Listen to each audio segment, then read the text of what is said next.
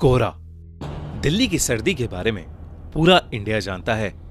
कड़कती ठंड में दिल्ली बहुत ही खूबसूरत लगती है, पर इसी ठंड में हमें देखने को मिलता है खूब सारा कोहरा, घना कोहरा जो एक चादर की तरह पूरी दिल्ली को ढक देता है। पर क्या हो अगर ये कोहरा अपने साथ कुछ ऐसा लेकर आए जो आपकी जिंदगी ही बदल दे। आज की कहानी है याविन और उसके दोस्तों की। याविन और उसके दोस्त दिल्ली के बढ़ते पोल्यूशन से परेशान हो गए थे और कुछ समय के लिए दिल्ली से बाहर जाना चाहते थे। उन सभी ने मिलकर हिमाचल जाने का प्लान बनाया। 3 दिन बाद ही उन्होंने कैब हायर की और सुबह 4 बजे अपनी ट्रिप के लिए निकल गए। याविन और उसके दोस्तों को लेने आया ड्राइवर बहुत ही हंसमुख और खुश मिजाज था। कुछ ही समय में उस ड्राइवर की दोस्ती सभी से हो गई थी। उन लोगों को घर से निकले हुए करीब 4 घंटे हो चुके थे। सुबह के 8 बज रहे थे। आसमान में अब भी अंधेरा छाया हुआ था। तभी गाड़ी में बैठे सभी लोगों को सामने रोड पर एक घने कोहरे की चादर दिखी। वो कोहरा इतना गहरा था कि उसके आगे रोड दिखाई ही नहीं दे रही थी। याविन ने नोटिस किया कि उनका ड्राइवर जो पहले बहुत मुस्कुरा रहा था, अब अचानक से बहुत सीरियस हो गया है। उसके चेहरे का मानो रंग ही उड़ गया है। याविन को लगा कि शायद ड्राइवर कोहरे में गाड़ी चलाने से घबरा रहा था। याविन ने ड्राइवर के कंधे पर हाथ रखा और उससे कहा, भैया टेंशन मत लो, धीमी स्पीड पर गाड़ी कोहरे से निकाल लेना। तभी उस ड्राइवर ने याविन को देखा और सहमी हुई आवाज में कहा, मेरी आपसे विनती है, कोहरे से निकलते वक्त प्लीज गाड़ी की खिड़की बंद ही रखना, भूल कर भी मत खोलना। ड्राइवर इतना डरा हुआ था कि याविन और उसके दोस्तों की हंसी छूट गई। इस पर उस ड्राइवर ने बताया कि वो जिस इलाके में है वहां कभी कोहरा नहीं आता और जब कभी ऐसा कोहरा आता है तो वो अपने साथ एक छलावा, एक झूठ, एक माया लेकर आता है।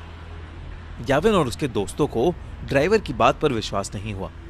उन्होंने उसकी बात को अंधविश्वास बोलकर नकार दिया और देखते ही देखते उनकी गाड़ी कोहरे के अंदर चली गई। कोहरे की चादर उनकी उम्मीद से काफी बड़ी थी। ड्राइवर धीरे धीरे गाड़ी आगे चला तो रहा था, पर किसी को आगे का कुछ भी नहीं दिख रहा था। अचानक ही गाड़ी में बैठी रिया को अजीब सी बेचैनी होने लगी। उसे बिल्कुल सांस ही नहीं आ रही थी। वो ड्राइवर की बात को भूल गई और उसने गाड़ी का शीशा खोल दिया और अपनी गर्दन गाड़ी के शीशे से थोड़ी बाहर निकाल ली। खिड़की खोलते ही रिया को वापस सांस आई, लेकिन वो कोहरा अब गाड़ी के अंदर आ चुका था। कुछ ही सेकंड्स बाद जैसे ही रिया ने गाड़ी के अंदर देखा तो उसके होश ही उड़ गए। गाड़ी रोड पर चल रही थी, पर उस गाड़ी के अंदर रिया के अलावा और कोई नहीं था। रिया की सांस वही अटक गई। याविन, रवि और ड्राइवर तीनों ही गाड़ी से गायब थे। गाड़ी अपने आप आगे चल रही थी। रिया ने गाड़ी से कूदने के लिए गाड़ी का दरवाजा खोलने की कोशिश की, पर गाड़ी लॉक थी और जोर लगाने पर भी उसका लॉक नहीं खुल रहा था। वो जोर जोर से गाड़ी के अंदर चिल्लाने लगी। तभी कुछ ही देर में धीरे धीरे वो गाड़ी खुद ही रुक गई और दरवाजे का लॉक अपने आप खुल गया। रिया ने बिना कुछ सोचे समझे गाड़ी का लॉक खोला और गाड़ी से बाहर भागने लगी, पर उसे अपने आसपास घने कोहरे के अलावा और कुछ भी नहीं दिख रहा था। रिया चिल्ला चिल्ला कर मदद मांगने लगी। उसका दिल अब उसके शरीर से बाहर आ रहा था कि तभी उस कोहरे में कुछ दूर पर उसे एक काली परछाई दिखी जो एक बहुत ही बड़े आदमी जैसी लग रही थी।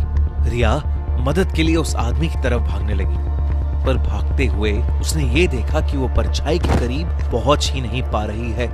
वो परछाई हमेशा उतनी ही दूर होती जितनी पहले थी। इससे पहले रिया कुछ भी समझ पाती, उसे महसूस हुआ कि जैसे उसके पीछे कोई खड़ा हुआ है। रिया अब इतनी डर चुकी थी कि उसके अंदर पीछे मुड़ने की भी हिम्मत नहीं थी। पर हिम्मत करके जब रिया ने पीछे देखा, उसकी रूह कांप गई। रिया के पीछे एक 12 फीट लंबा काला साया था। लंबे काले साए को देखकर रिया बुरी तरह कांपने लगी। तभी अचानक रिया को पीछे से एक बहुत जोर का धक्का लगा और वो नीचे गिर पड़ी। याविन, रवि, वो ड्राइवर और रिया अब भी गाड़ी में थे। रिया ने जैसी वो खिड़की खोली थी, वो बेहोश हो गई थी। उस ड्राइवर ने उसके बेहोश होते ही रवि को जल्दी से वो खिड़की बंद करने को कहा।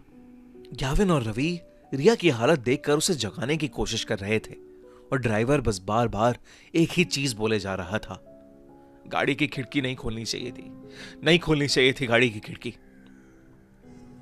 याविन को अब ड्राइवर पर गुस्सा आने लगा था। उसे लग रहा था कि वो ड्राइवर एक मेडिकल इमरजेंसी पर वहम की पट्टी चढ़ा रहा है। याविन बस वहां से निकलकर रिया को हॉस्पिटल ले जाना चाहता था। याविन ने ड्राइवर को गाड़ी तेज चलाने के लिए कहा। ड्राइवर ने याविन की बात मानी और गाड़ी के एक्सीलरेटर पर अपना पैर दबा दिया। लेकिन कुछ ही सेकंड्स में अचानक से गाड़ी के सामने एक लड़की आ गई और इतनी तेज स्पीड होने की वजह से गाड़ी उस लड़की से टकरा गई। उस लड़की के टकराने के बाद ड्राइवर ने गाड़ी वहीं रोक दी। अब याविन और रवि की सांसें वहीं अटक गई थीं। याविन तुरंत गाड़ी से उतरकर उस लड़की को देखने गया। उसने देखा कि एक लड़की खून से लथपथ रोड पर उल्टी पड़ी हुई थी।